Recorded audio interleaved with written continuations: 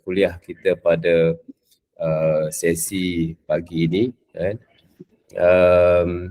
Saya ada pada hujung kuliah dengan tadi sebelum ni dengan Ustaz Azhar.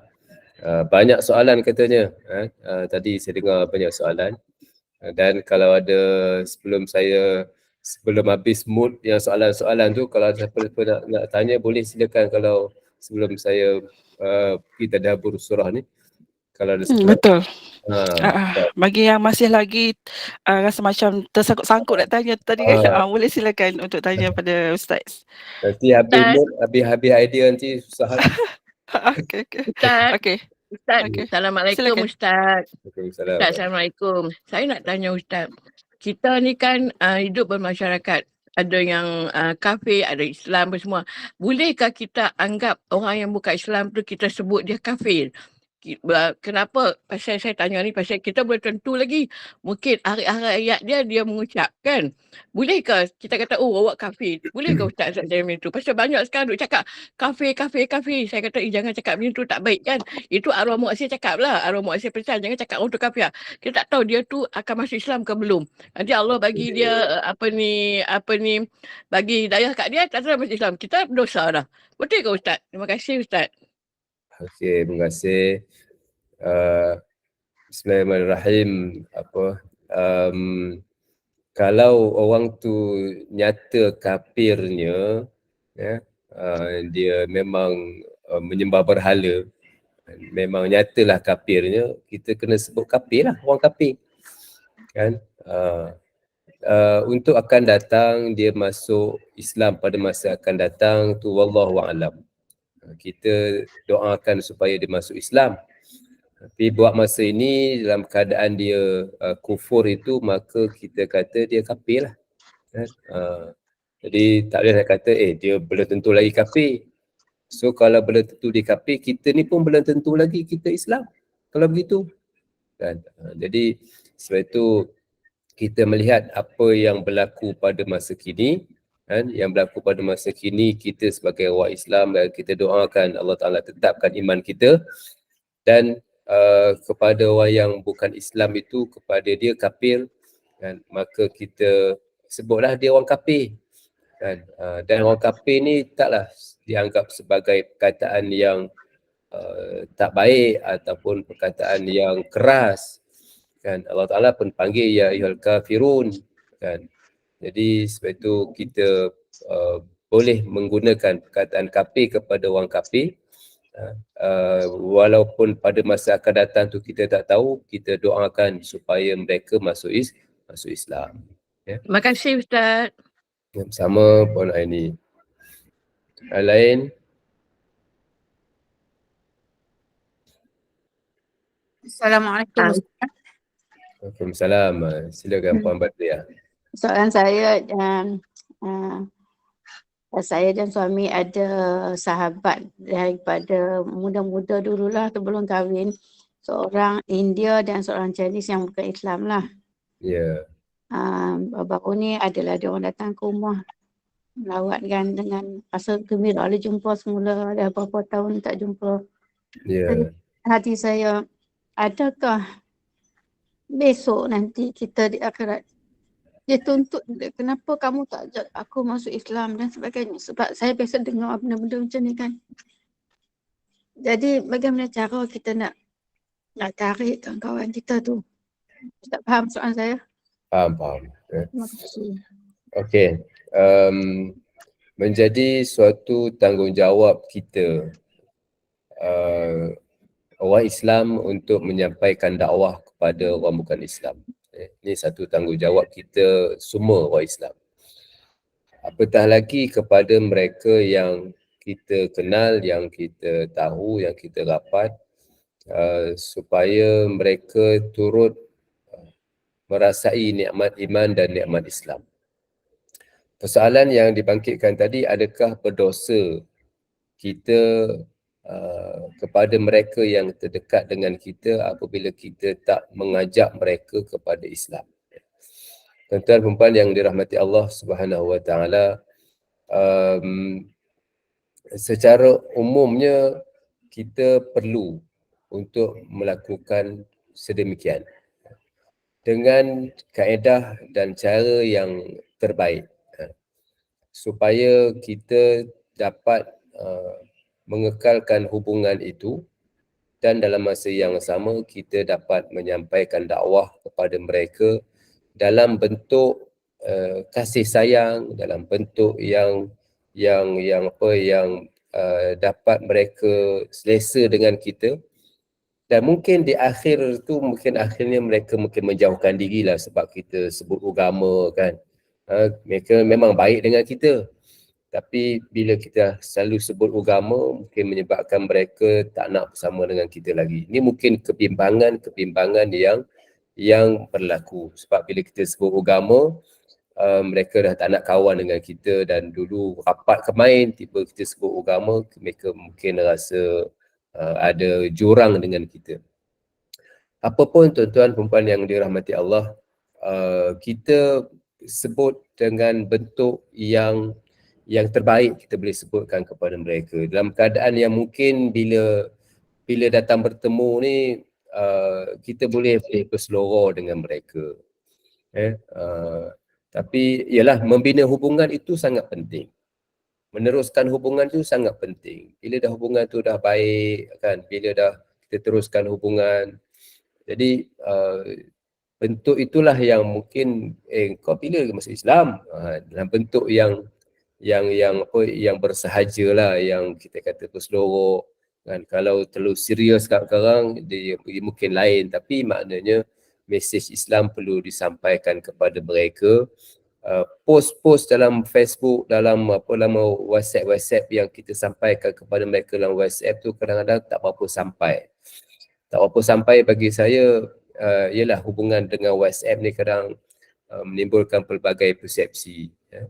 Jadi boleh kita buatkan yang pertama bagi saya lah, kalau dalam konteks ni, pertama bagi saya kalau ada hubungan-hubungan itu berlaku, jadi kita teruskan hubungan dalam masa yang sama, kita carilah jalan dan kaedah supaya kita boleh berbicara dengan mereka dalam topik agama. Berbicara dengan mereka dalam topik agama. Tengoklah keadaan respon mereka, rasa selesa ke tidak kan. Jadi itu yang kita boleh membina hubungan dengan mereka. Kemudian daripada situ kita boleh tahu kan sejauh mana kita boleh nak mendekati mereka dari sudut agama. Okey, itu kalau hubungan secara fizikal, face to face. Kalau hubungan dalam bentuk WhatsApp saja, mungkin tuan-tuan ada grup WhatsApp dengan rakan sekolah dulu, dengan kawan-kawan, dengan satu pejabat dulu misalnya, ataupun grup-grup yang ada ni. Jadi kita selalu post bab agama pun kadang-kadang dibimbangi menimbulkan salah faham misalnya. Tapi untuk yang general kan, yang general ini kita boleh dalam bentuk selamat hari raya ke apa ke, yang itu mungkin okey.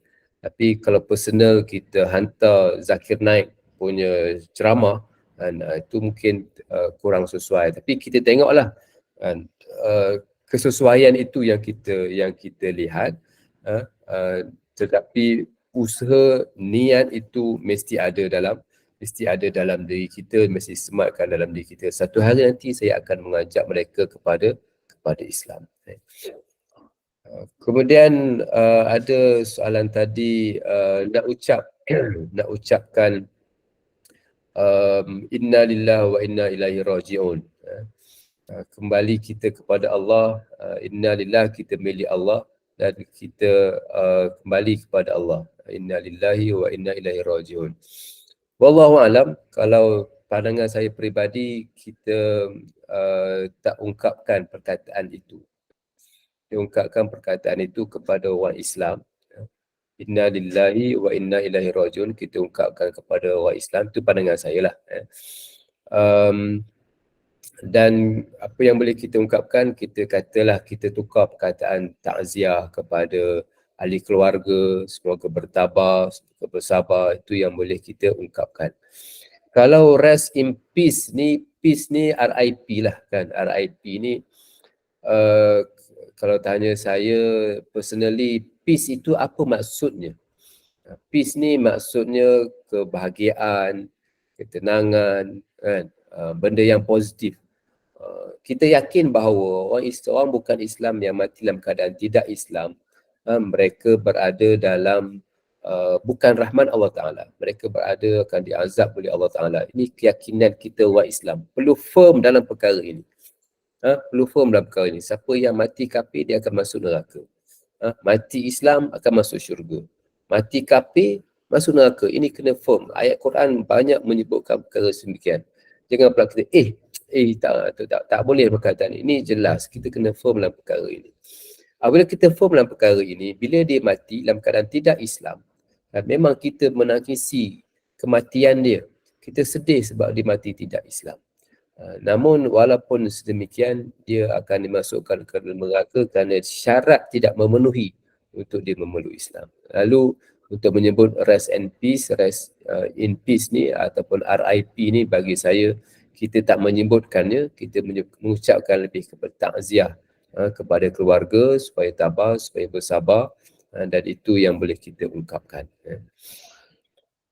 Ya, itu Puan Lara Fabia Joseph. Okey. Ada perkara lain?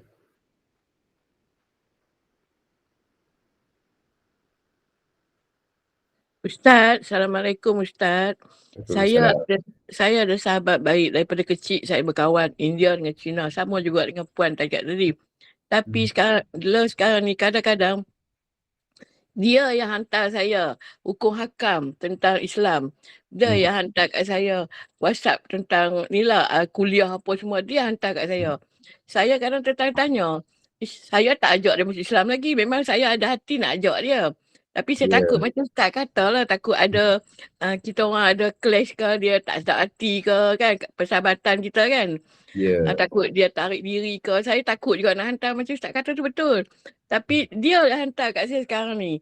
Kadang-kadang kat WhatsApp dia hantar tentang hukum hakam, tentang ceramah agama, tentang apa-apa lah dia hantar kat saya. Saya kata terima kasih. Saya kata kat dia, ini memang betul Islam macam ni. Saya balas balik macam tu lah kan kat dia. Macam mana tu Ustaz? Saya serba salah kadang-kadang. Terima kasih Ustaz. Okey, kalau dalam keadaan yang begitu Puan, saya lihat dia satu yang positif. Dan kalau ada ruang dan peluang boleh bertemu dengan dia, bersembang dengan dia, tu lagilah kita kata dapat menguatkan lagi hubungan yang ada. Dan kita boleh berseloroh-seloroh lah dengan dia dalam WhatsApp, seloroh-seloroh mungkin dia tafsir lain kan. Kalau dapat bertemu tu lagi baik. Kalau dia hantar WhatsApp begitu, kita cari jalan supaya kita boleh berbicara dengan dia dalam topik agama. Jangan kita menjauhkan diri. Sebaiknya kita minta supaya apa yang dia tahu tentang agama, apa yang dia tahu tentang Islam. Kemudian kita bertanyalah kepada dia supaya dia yang bercakap. Bila dia bercakap, mungkin kita boleh jelaskan kepada dia tentang perkara ini kan, supaya dia dah akan dapat maklumat yang lebih lanjut lagi. Jadi teruskan hubungan, kalau dapat bertemu dengan dia tu lagilah baik. Terima kasih Ustaz, insya-Allah.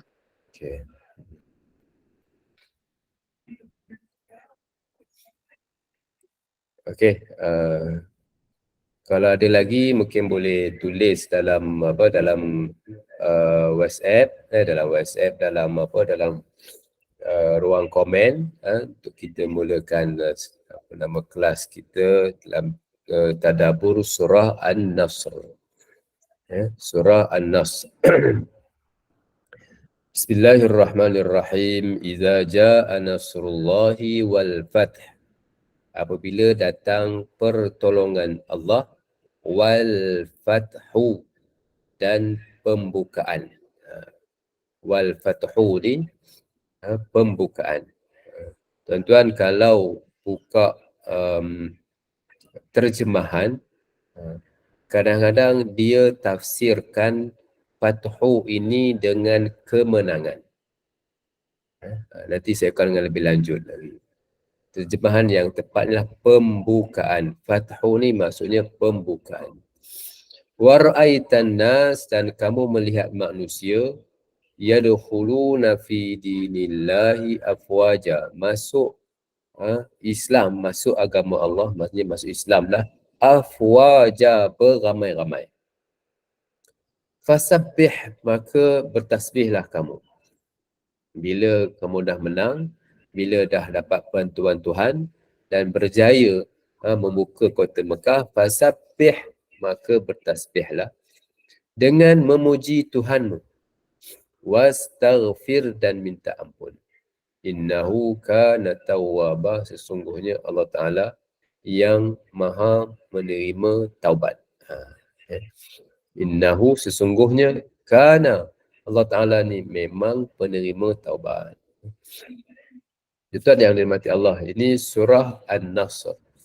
Orang Melayu panggil surah apa? Surah Izaja. Surah Izaja. Okay. Dalam surah ini kita lihat beberapa perkataan yang mungkin menambahkan lagi kefahaman kita. Yang pertama, An-Nasr, iza jaa nasrullah. Nasru ni maksudnya pertolongan. Al-Fathu, Fathu ni maksudnya buka. Maksudnya buka.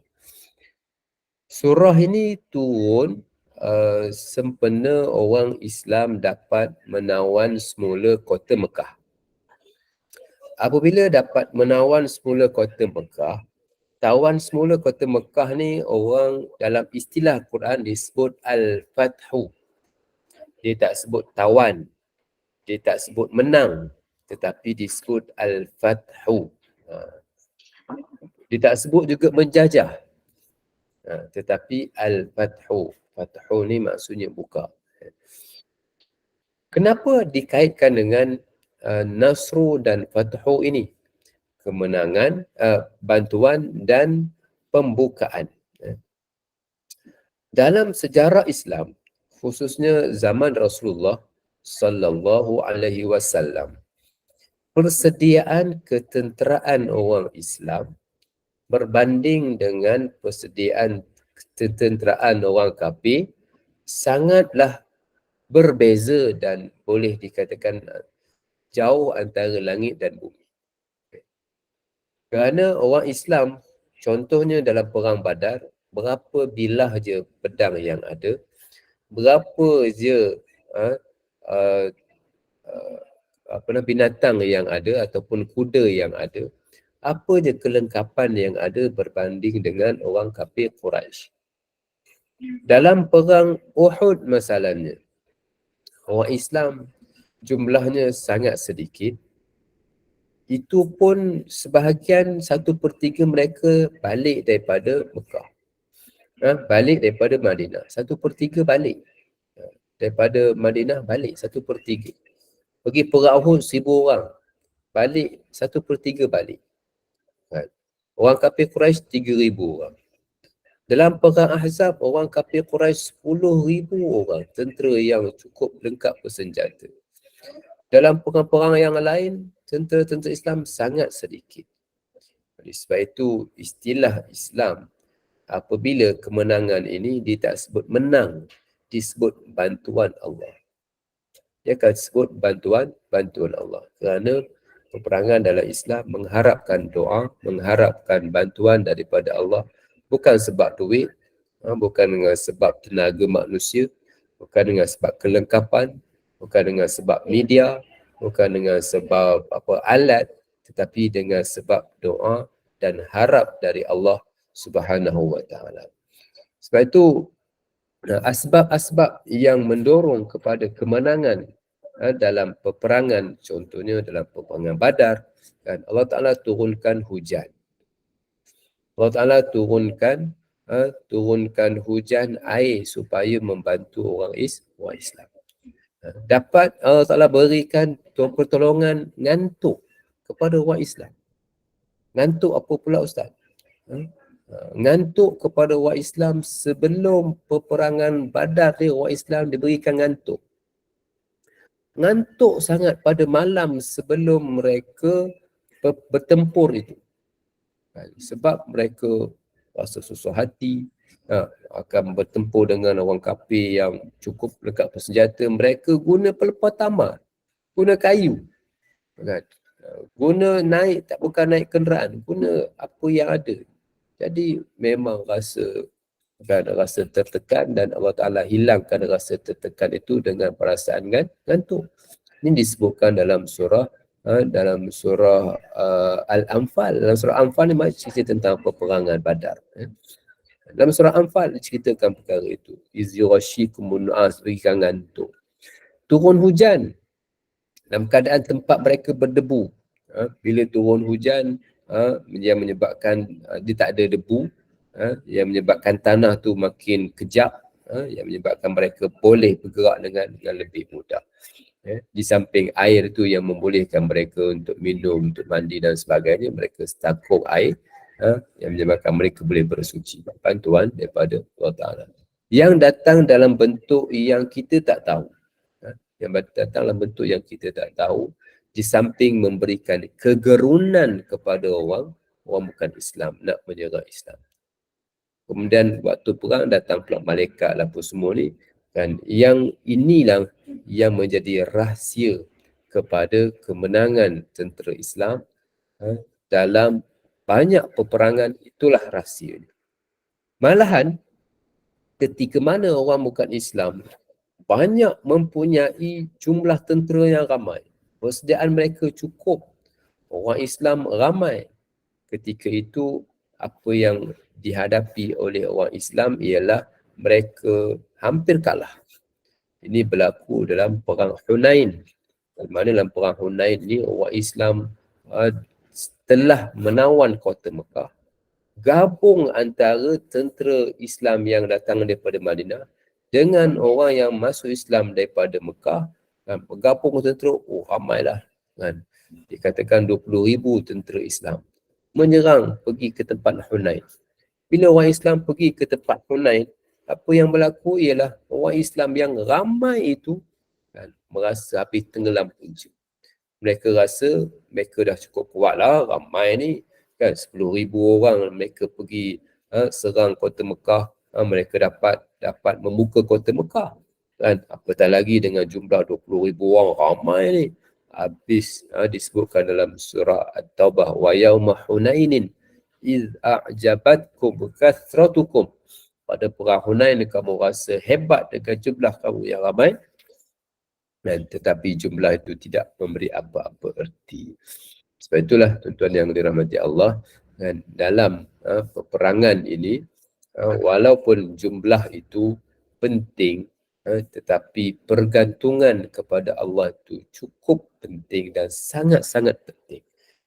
Pergantungan kepada Allah, sembahyang malam, doa, istighfar, kan, sembahyang hajat, derma dan sebagainya sangat penting, kerana itulah tarbiyah yang ada dalam Islam untuk memberikan kemenangan dalam pertarungan, dalam peperangan ini. Inilah yang ada. Sebab itu Allah Ta'ala sebut Al-Nasr, bantuan Tuhan. Tak disebutkan kemenangan dengan diri sendiri, tapi dengan bantuan Allah Subhanahu Wa Ta'ala. Wal fathu, dan berlakulah pembukaan. Berlakulah pembukaan. Islam tidak menamakan sebagai takluk ataupun menjajah. Islam tak pernah menjajah. Menjajah ni bererti dia ambil semua hasil mahsul, dan yang akhirnya menjadikan penjajah itu mendapat sepenuhnya kepentingan daripada tanah jajahan. Itu konsep jajahan. Islam tidak mengamalkan konsep itu. Islam mengamalkan konsep al-fathu ini, kan. Sebab itulah tuan-tuan, dia beza kemenangan dalam Islam dengan kemenangan dalam yang dipikirkan oleh orang-orang lain. kan, kerana kemenangan Islam inilah untuk membuka minda, dan inilah yang sesuai dalam konteks Sehari Dua ni disebut sebagai kemerdekaan. Sesuai dalam Sehari Dua disebut sebagai kemerdekaan. Kemerdekaan ni, tuan-tuan perempuan yang dirahmati Allah, kita merdeka daripada penjajahan. Jadi saya yakin sebahagian daripada tuan-tuan perempuan yang menjadi pangkat ayah saya, yang menjadi pangkat ibu kan, yang mungkin telah pun merasai nikmat susah payahnya zaman-zaman dululah kan. Ayah saya kan masih lagi adalah usia 87 kan. Dia kata zaman dulu susahnya, zaman dulu seluar ni koyak ditampal dengan kertas kerap, dia kata. Getah, nori getah tu tampal dengan kertas kerap. Susah zaman dululah. Dia lahir tahun 1935. Susah tampal dengan kertas kerap, susah. Yalah, dia merasai daripada zaman-zaman sebelum merdeka, zaman Jepun, zaman apa sampai zaman sekarang lah, dia merasai semua zaman daripada tahun 1935 kan. Dia nak ceritanya tentang bila penjajahan ini mereka mengaitkan ataupun ambil hasil mahsul, dan Islam dia tidak begitu. Islam dia membuka, dan apa yang kita lihat contohnya yang berlaku di Spanyol, Islam sampai ke sana. Islam menjadikan perhambaan bukan antara manusia kepada manusia. Kemerdekaan apabila manusia membebaskan diri daripada penjajahan sesama manusia kepada penyembahan manusia kepada Tuhan. Penyembahan manusia kepada Allah Subhanahu Wa Taala. Penjajahan ini kalau sesama manusia, tak kiralah sama ada dengan kuasa asing masuk ke dalam negara kita secara fizikal ataupun secara proksi, dia tak datang secara langsung. Penjajahan budaya, penjajahan minda, itu satu bab lah kan.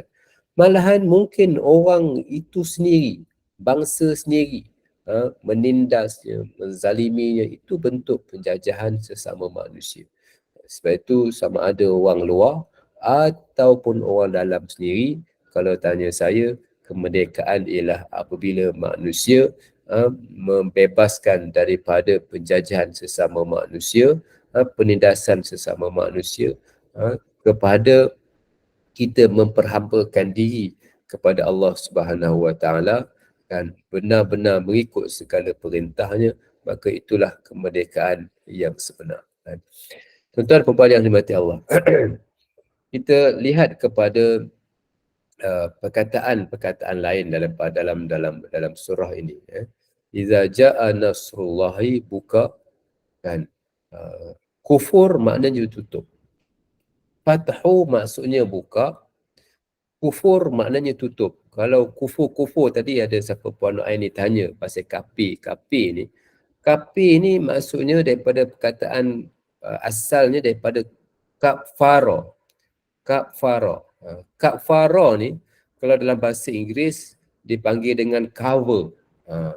Kafara ni, kufur ni dalam bahasa Melayu engkar, tutup kan. Tapi dalam bahasa Inggeris daripada perkataan ni dipanggil cover. Kita cover, dia cover. Cover ni tutup lah. Fathu buka versus kufur. Kufur ni cover. Cover ni tuan-tuan, apabila orang Islam, orang tidak Islam ni menolak iman, kan, maknanya dia menutupkan diri, menghijabkan diri, mendindingkan diri daripada beriman kepada Tuhan. Dia tak beriman kepada Tuhan. Namun ada beberapa kategori lah orang kafir ni, kan. Ada kategori orang kafir yang menentang Islam, proaktif menentang Islam, yang musuh kepada Islam. Ada yang begitu. Yang kedua, orang kafir yang dia tak menentang Islam tetapi dia tak sukalah kepada Islam.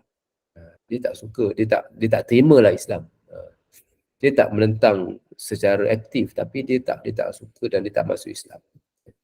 Dan yang ketiga mungkin orang kafir tapi dia lunak dengan orang Islam. Macam Puan Nur Aini tadilah. Dia tanya ke apa ke. So mereka, kita tak letak mereka dalam satu bakul. Mereka berada dalam kategori sejauh manakah sikap mereka terhadap Islam.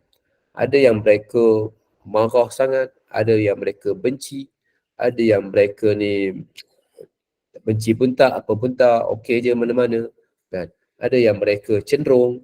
So kalau kita letakkan 4 kategori, boleh kita letak 4 kategori. Satu yang proaktif menentang Islam, satu yang kita kata tak suka lah, tak suka. Tapi tak adalah menentang sangat, tak adalah sampai proaktif, tapi dia tak berapa suka. Yang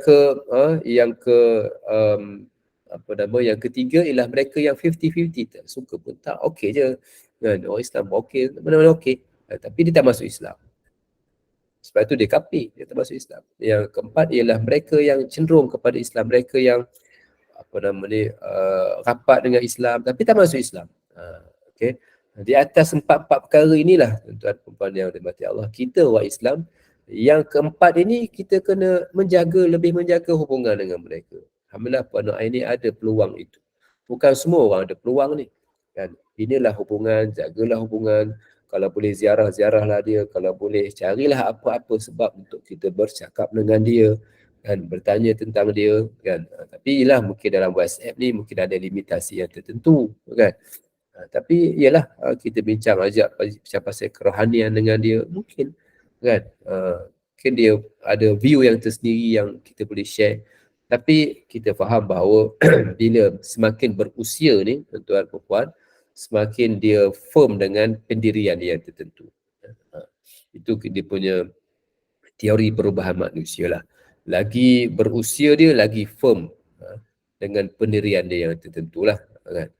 Tak kisahlah, kita pun sama juga. Kalau kita dah suka dengan satu-satu benda, lagi usia kita lagi meningkat, kita akan firm lah dengan satu-satu pandangan itu. Tapi tak mustahil untuk kita mengajak dia masuk Islam disebabkan oleh pelbagai faktor-faktor yang lain yang mungkin kita boleh mempengaruhi mereka.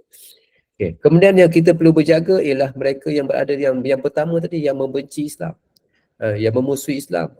Ini sangat bahaya tuan-tuan. Dengan pelbagai isu yang berlaku dalam negara kita pun sehari dua ni macam-macam lah yang menjadi kebimbangan dengan mahkamahnya, dengan serangan itu, serangan ini, sama ada secara zahir ataupun secara proksi. Dan mereka menunjukkan sikap-sikap yang yang tak suka kepada Islam, kan, yang proaktif. Ada yang proaktif, ada yang benci, yang tapi dia tak adalah sampai ke tahap itu, kan. Ada yang 50-50 okey je mana-mana. So kita perlu melihat semua ini. Apapun kita punya tindakan kita, biarlah berhikmah, biarlah tapi janganlah berhikmah sampai langsung tak ada. Hikmah sangat sampai langsung tak sebut Islam pun tak kena juga. Tapi kebijaksanaan itulah yang menentukan pendekatan yang sesuai kepada mereka. Okey, ini antara intisari yang terdapat dalam surah ini. Iza ja'a nasrullahi wal fath, dan kemenangan itu harus diisi dengan Islam dan optimis dengan bantuan daripada Allah SWT. Ini intisari daripada surah ini. Okey.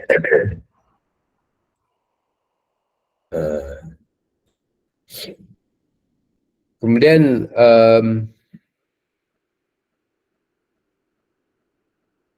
ini saya dah jelaskan tadi, surah ini tidak menggunakan perkataan kemenangan. Kemenangan dalam Islam ni tuan-tuan, bila disebutkan dia berarti kemenangan di akhirat.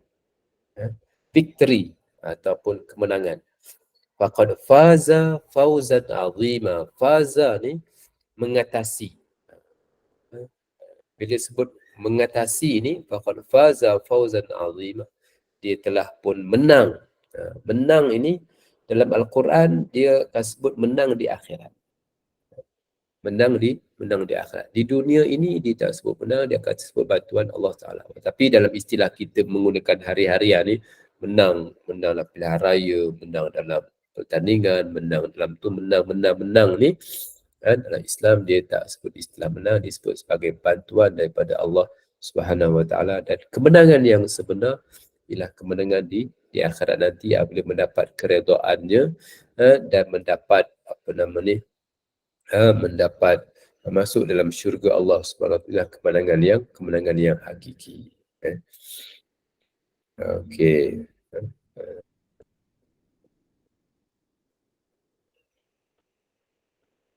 Ini saya dah sentuh tadi. Kejayaan orang Islam mengalahkan musuh dengan sebab mendapat bantuan bukan disebabkan kekuatan dan persediaan fizikal. Sebab itu orang Islam perlu yakin dengan Allah Ta'ala. Perlu yakin dengan bantuan Allah Ta'ala. Yakin dengan Tuhan ini sangat penting. Yakin dengan Tuhan sangat penting. Kerana di atas keyakinan inilah yang menyebabkan perasaan takut kepada orang muka Islam. Perasaan takut kepada orang musuh Islam. Allah Ta'ala sebut Nabi sebut, nusirtu birrabbi masirata syahrin. Aku ditolong oleh Allah Ta'ala dengan ditimbulkan perasaan takut pada musuh perjalanan ataupun sebulan sebelum berlakunya peperangan, timbullah rasa gedebak-gedebuk dalam hati musuh Islam. Mereka takut. Mereka rasa perasaan takut. Kan?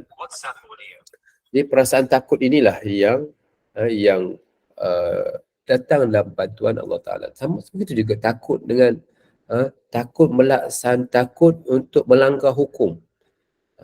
Bila diperkenalkan cara hidup Islam, undang-undang Islam, orang jadi takut untuk buat jenayah, takut untuk menindas orang. Perasaan takut ini yang menyebabkan mungkin kadar jenayahnya turun.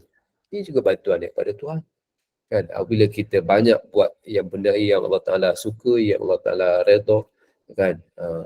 Jadi ditimbulkan perasaan takut itu, takut mereka nak buat maksiat, takut mereka nak curi, takut mereka nak ambil harta orang yang dengan cara yang salah. Perasaan itu timbul hasil keberkatan daripada melaksanakan segala perintah Tuhan. Kan? Jadi kalau tak timbul perasaan itu, dan rasa berani takut, undang-undang macam mana pun orang akan polos, orang akan macam-macam cara nak buat. Kan? Ini yang ada disebut bantuan Allah Ta'ala dalam keadaan yang kita tak sedar. Kan? Hidup yang senang, yang tenang.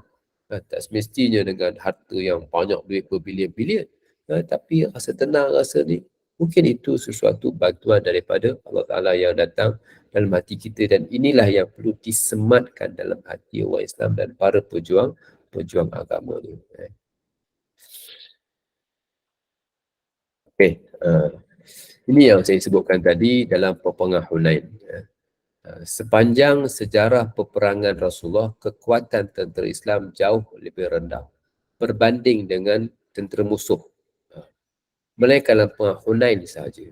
Perang Hunain. Yang lebih masalah yang lebih besar dilihat bagaikan langit dan bumi ialah dalam peperangan Mu'tah. Orang Islam 3,000, tentera musuh 200,000. 200,000 ni kan, kalau nak cerita memang cukup banyaklah. 200,000 dengan 3,000. So apa strategi orang Islam berhadapan dengan tentera yang 200,000 ni?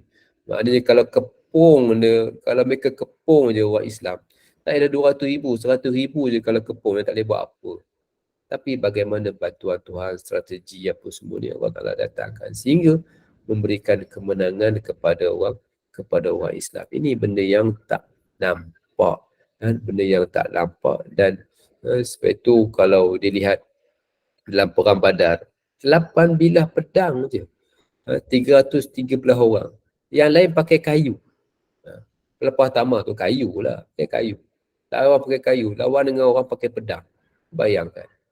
Maksudnya, kalau tak dengan bantuan Tuhan lah. Sebab itu, dalam apa-apa siri peperangan, dalam apa ni, kita tak bergantung kepada kekuatan diri, kan?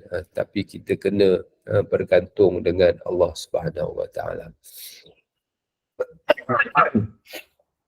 Kemudian seterusnya membuka, bukan menjajah. Kalau dalam istilah orang putih dipanggil dengan kolonialism, kolonial, tanah jajahan. Islam dia tidak menjajah. Islam membuka ruang kepada orang yang berada di negara kenaan membangunkan negara itu dengan kemampuan mereka yang ada. Sebab itu bila turunnya surah ini tuan-tuan, bila orang Islam menang, bila Rasulullah dapat masuk semula ke kota Mekah. Lalu Ibnu Abbas, dia sahabat-sahabat lain sukalah bila dengar surah ini. Sahabat-sahabat lain suka. Sebab orang Islam dah dapat menawan kota Mekah, dah dah sukalah kan sebab dapat semula. Tetapi di kalangan sahabat-sahabat yang senior ni, Ibnu Abbas ni, Abdullah bin Abbas ni junior, dia kecil lagi. Tapi bila dia melihat dia tahu ataupun surah ini, orang tanya pandangan, dia kata pandangan aku, surah ini bererti Rasulullah telah pun sampai ke penamatnya. Rasulullah akan meninggalkan kita. Sahabat-sahabat lain terkejut. Kan? Kenapa? Sebab bila dah ditawan semula kota Mekah, kita dapat semula kota Mekah, Islam dah tersebar. Yadkhuluna fi dinillahi afwaja, Islam dah tersebar luas. Maka kan, apa lagi misi Rasul? Turun pula ayat al-yawma akmaltu lakum, akulah sempurnakan agama kamu.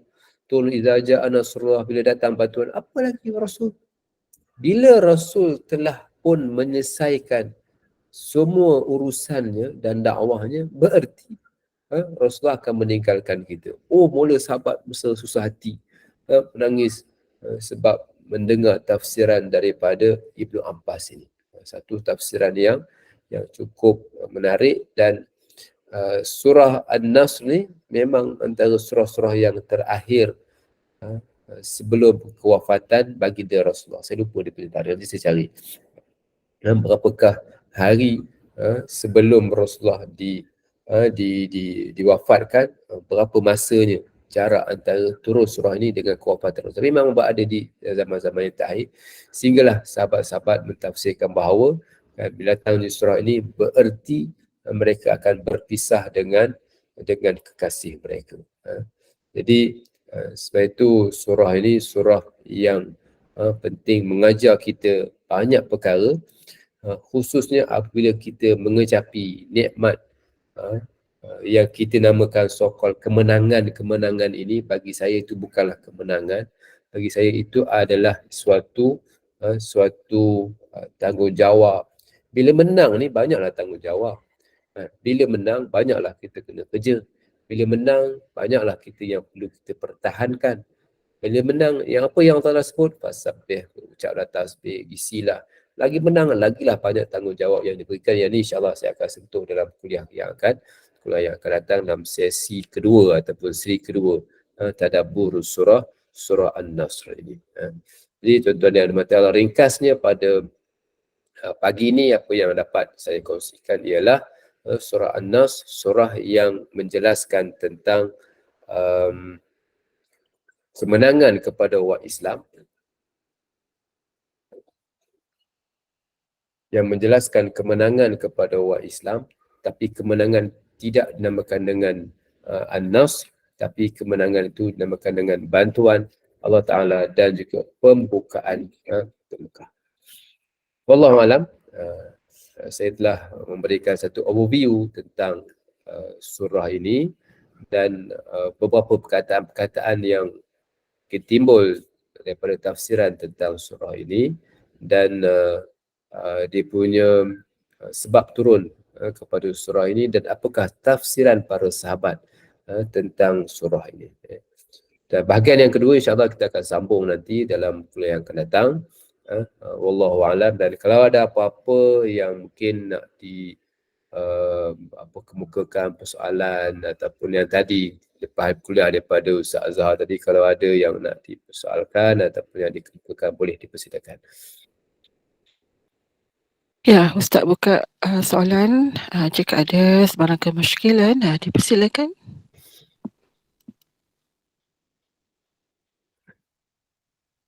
Silakan kalau ada. Saya ni bersiaran daripada Kota Baru. Saya dekat Kota Oh, Baru sekarang. Kota Baru. Ustaz, Assalamualaikum Ustaz. Waalaikumsalam warahmatullahi. Ya, ya. Uh, sekarang ni macam Ustaz katalah banyak masalah sekarang kita Malaysia hadapi kan. Ya. Sekarang ni kalau ada orang Melayu Islam, dia tentang apa ni, apa nama tu, hadis 40 tu, macam mana tu Ustaz? Saya keliru kat situ, orang Melayu kita sendiri yang tentang pun ada. Tak katalah orang kafir kan, orang kafir tu memanglah tentang. Ada yang macam Ustaz kata bersahaja, ada yang tak tentang, ada yang tentang habis-habisan sampai ke mahkamah. Macam mana tu Ustaz? Kita nak fikir macam mana tu? Terima kasih Ustaz. Okey. Tuan-tuan hamba yang dirahmati Allah, usaha dakwah kita ni luas dan pihak-pihak yang tak suka kepada Islam tu memang macam-macam. Di kalangan orang Islam ada, di kalangan orang bukan Islam ada, malahan di kalangan orang Islam sendiri. Jadi dalam isu hadis 40 yang sepatutnya kita orang Islam bersepakat bahawa isu-isu mengajar hadis 40 untuk orang Islam sesuatu yang tak perlu untuk dipertikaikan. Kalau orang bukan Islam nak pertikai itu cerita lain lah. Kalau yang ada mempertikaikan orang Islam sendiri, saya rasa memang bermasalah kan. Memang bermasalah dan kita perlu mengajak dia, dakwah dia, menihadalah dengan pelbagai kaedah dan pelbagai cara lah. Dan dalam sejarah Nabi pun sebelum-sebelum ni pun ada juga di kalangan orang Islam sendiri kan, pada zaman Rasulullah sendiri yang menentang Islam pun ada di kalangan orang yang mengaku Islam tetapi perbuatan mereka tu tak menggambarkan keislaman. Namun kita taklah kata mereka tu kafir, mereka tidaklah kata itu begini, tetapi kita mengajak mereka, memahamkan mereka dengan Islam. Kalau mereka tak terima tu apa kita nak buat kan? Dan kita mengajak supaya orang Islam yang lain turut mempunyai solidariti dengan isu-isu yang berkaitan dengan kesamaan kita dengan Islam ini. Okey, Puan Aini. Terima kasih Ustaz. Sama-sama. Okey, baik Ustaz. Saya rasa setakat ini sahaja Ustaz. InsyaAllah kita jumpa lagi, sambung lagi pada minggu hadapan. Dan terima kasih Al-Fadhil Ustaz Dr. Muhammad Faisal atas kesedia berkongsi ilmu melalui tadabbur surah Al-Nasr, iaitu surah yang ke-110 ini yang mengandungi hanya 3 ayat, walaupun 3 ayat tapi memang cukup panjang lebar Ustaz kita nak tadabbur Ustaz surah ini. Dan surah ini juga adalah mengenai kemenangan dan pertolongan daripada Allah SWT dan tanda bersyukur kita atas pertolongan Allah SWT. Dan surah ini menegaskan bahawa kemenangan Islam itu adalah suatu ketentuan dan ketetapan daripada Allah SWT.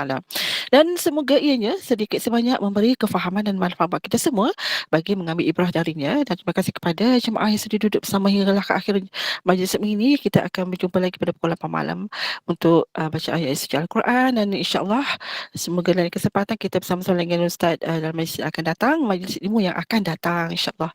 Dan Ustaz kita tahu dulu majlis ilmu ini dengan tasbih kafarah Ustaz dengan dosa al-asr. Silakan Ustaz. Subhanakallahumma bihamdika asyhadu an la ilaha illa anta astaghfiruka wa atubu ilaik. Bismillahirrahmanirrahim. Wal 'asri innal insana lafi khusr illa alladziina aamanu wa 'amilus salihati wa tawassaw bil haqqi wa tawassaw bis sabr. Assalamualaikum warahmatullahi wabarakatuh. Waalaikumsalam warahmatullahi wabarakatuh. Terima kasih Ustaz. Jumpa lagi insyaAllah. Puan Ainul, terima kasih banyak-banyak Puan Sama-sama. Ainul. Sama-sama. Jumpa lagi. Sama-sama. Ya. Alhamdulillah, sama-sama. Terima kasih Pak Ainul. Sama-sama. Assalamualaikum. Waalaikumsalam warahmatullahi wabarakatuh. Terima kasih Ustaz. Sama-sama. Ya. Sama-sama.